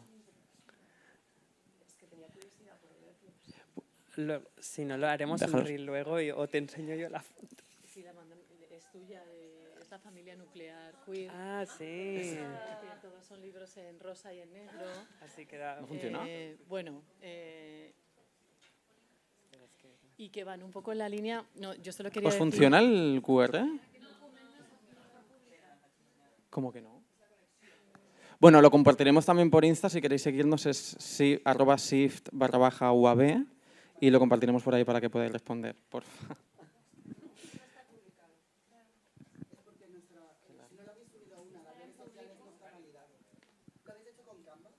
No. Sí. Bueno, lo miraré ahora en un segundo.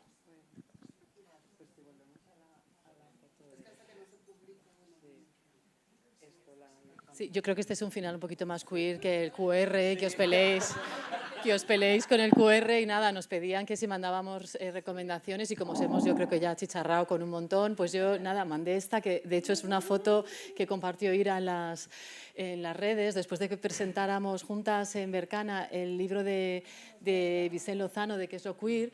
Y bueno, pues me hace gracia esta foto porque me dijo, mira, la familia nuclear, y dije, venga, pues sí, esta familia nuclear sí, definitivamente, ¿no? Y bueno, es por decir que efectivamente lo queer, podemos hablar aquí mucho sobre ello, pero si lo queer sigue siendo calle, sigue siendo antirracismo, sigue siendo una política pro derechos en relación con el trabajo sexual, sigue siendo autogestión, autonomía y guerra, entonces Yo sigo llamándome queer, y más en el contexto actual, que precisamente nos intentan borrar, ¿no? Porque no se puede obviar el tema del intento de borrado de la Q y el más, y por algo será, ¿no? Entonces, bueno, llamémonos queer o transfeministas o transmaricabibollo, pero está claro que estamos ahí, ¿no? En la intersección de luchas y en la calle, y como dice Georgina Orellano, bajando al barro, que es ahí donde tenemos que estar, ¿no? Y me encanta esto del rosa y el negro, por si no lo habéis cogido, que es todo un guiño, claro, al anarquismo queer. Así que nada, ahí van los trabajos recomendados. También para toda la gente que dice que lo queer es muy complicado, que si Butler, que si, bueno, pues no leamos a Butler, no pasa nada, qué manía. Vámonos a los libros también de producción de aquí, ¿no? Que hay un montón, y que además todos compartimos mucho esta cuestión activista de eso, de hacernos entender y de hacer un poco pedagogía y poder poner nuestro granito de arena en tener otro relato que no sea el rollo este del lobby queer y de las feministas TERF, ¿vale? Nada, con esto ya cierro. Pues nada, muchas gracias.